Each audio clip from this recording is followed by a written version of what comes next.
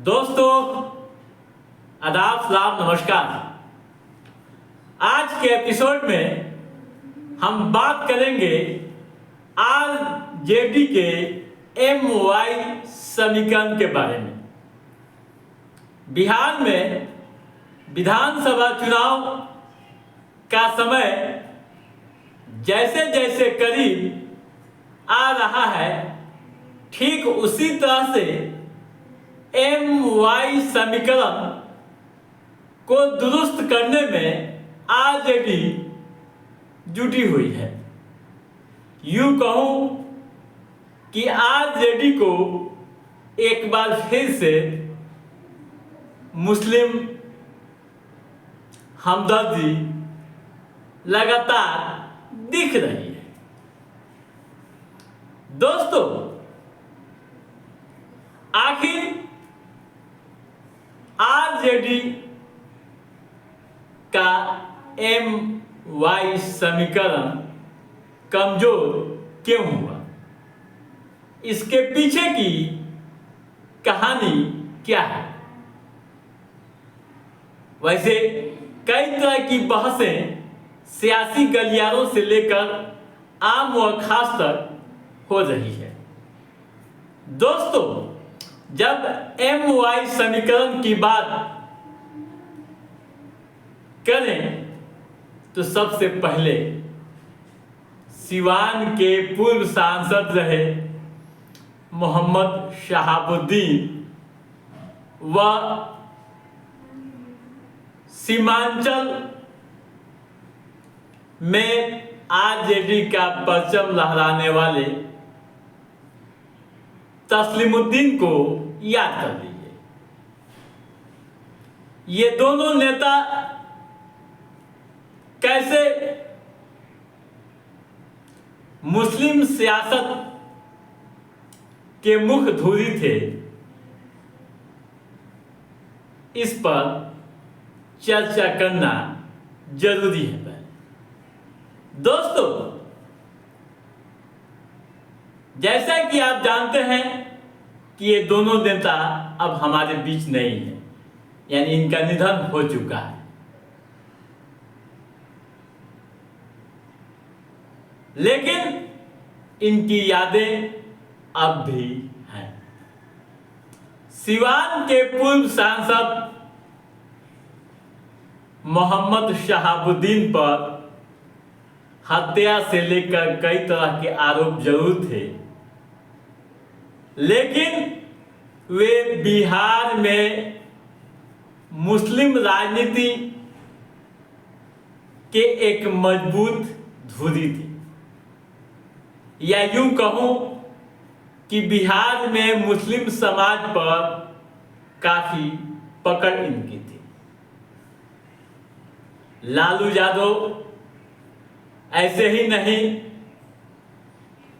इन्हें यानी शहाबुद्दीन को अपना छोटा भाई कहते थे और लाख आलोचनाओं के बावजूद पार्टी में राष्ट्रीय उपाध्यक्ष का दायित्व सौंपा था। विधानसभा चुनाव हो या फिर लोकसभा टिकट बंटवारे की जब बात आती थी तो लालू यादव शहाबुद्दीन व तस्लीमुद्दीन से मशवरा जरूर लिया करते थे। 1990 के दशक में शहाबुद्दीन पूरी तरह से एक्टिव हुए थे। पहले आरजेडी की टिकट पर विधानसभा का चुनाव लड़े, फिर लोकसभा का भी लड़े। उसी तरह से अगर तस्लीमुद्दीन की बात करें तो आप जान लीजिए कि उस दौर में तस्लीमुद्दीन सीमांचल का गांधी कहे जाते थे। हालांकि उन पर भी कई तरह के आरोप लगते थे पशु तस्करी व अपहरण के मामले उनके खिलाफ दर्ज होते थे, लेकिन उनके फॉलोअर, उनके मानने वाले उन्हें सीमांचल का गांधी कहते थे। जैसे ही उनकी मौत हुई, आरजेडी को बड़ा झटका लग गया। उसके बाद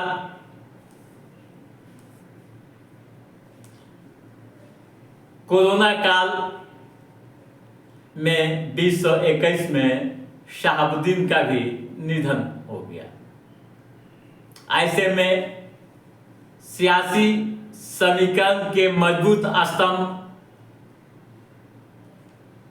दोनों के निधन से आरजेडी को बड़ा झटका लगा।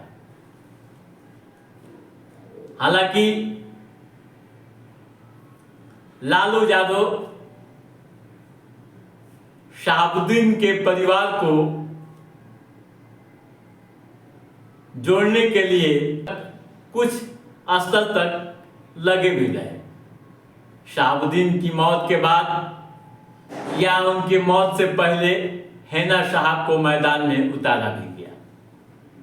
ठीक उसी तरह से तस्लीमुद्दीन के बेटों को भी आरजेडी ने जगह दी और मैदान में उतारा। लेकिन दोस्तों, आरजेडी लालू यादव के दौर में जो थी, वह आरजेडी अब नहीं दिखती है। सियासी जानकार या राजनीतिक विश्लेषक की माने तो लालू यादव के दौर में इन दोनों के अलावा और भी कई मुस्लिम चेहरे साथ होते थे, जिसको लेकर एक बड़ा मैसेज समाज को मिलता था। उस दौर में विद्वान प्रोफेसर जाबिर हुसैन भी थे, जो लालू यादव के काफी करीबी माने जाते रहे। इसके अलावा भी और कई लीडर थे जिनकी चर्चा समय समय पर होती रहती। लेकिन जब से तेजस्वी यादव ने आरजेडी की कमान संभाली, तब से पार्टी की सियासत व रणनीतियों में बहुत कुछ बदलता दिखा। इसका असर यह हुआ कि मुस्लिम धीरे धीरे आरजेडी से दूर होने लगे। हाल के लोकसभा चुनाव की बात करें या फिर पूर्व के विधानसभा चुनाव की बात आप करेंगे और आंकड़ों पर नजर दौड़ाएंगे तो बहुत कुछ देखने को मिलेगा, या यूं कहें कि यह साफ दिखेगा कि लालू यादव के बाद मुसलमानों का एक बड़ा तबका नीतीश कुमार के साथ चला गया।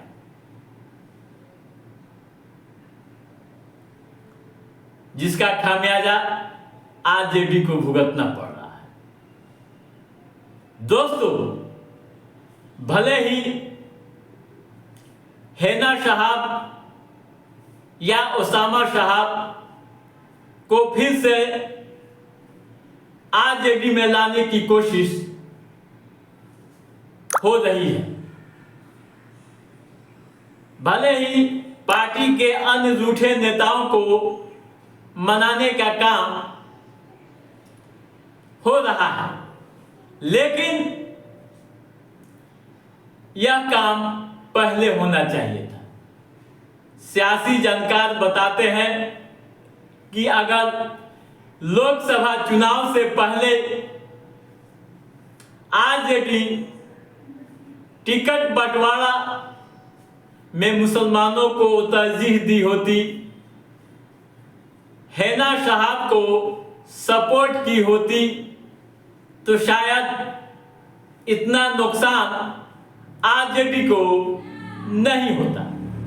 सियासी गलियारों से जो बातें छन कर आ रही है उसके अनुसार अभी भी आरजेडी का MY समीकरण जो पहले था अब वो नहीं दिख रहा है। और राजनीतिक पंडित यह भी बता रहे हैं कि पहले जैसा समीकरण अब नहीं बन पाएगा। अब क्यों नहीं बन पाएगा, क्या होगा, लेकिन यह तो वक्त तय करेगा। लेकिन दोस्तों एक बात तो साफ है कि शहाबुद्दीन व तस्लीमुद्दीन के दौर में जिस तरह से MY समीकरण पॉपुलर हुआ था, समीकरण को प्रसिद्धि मिली थी, अब वो बात नहीं। तो दोस्तों आज के इस एपिसोड में बस इतना ही। हमारा ये एपिसोड कैसा लगा आप लाइक और कमेंट करके हमें जरूर बताइएगा। यदि आपने हमारे चैनल को सब्सक्राइब नहीं किया है तो सब्सक्राइब भी कीजिएगा, ताकि इस तरह की महत्वपूर्ण गतिविधियों से संबंधित, राजनीतिक घटनाओं से संबंधित जो भी अप टू डेट है उससे हम समय समय पर आपके बीच पहुंचाते रहेंगे। तब तक आप अपने दोस्त को दीजिए इजाजत। नमस्कार।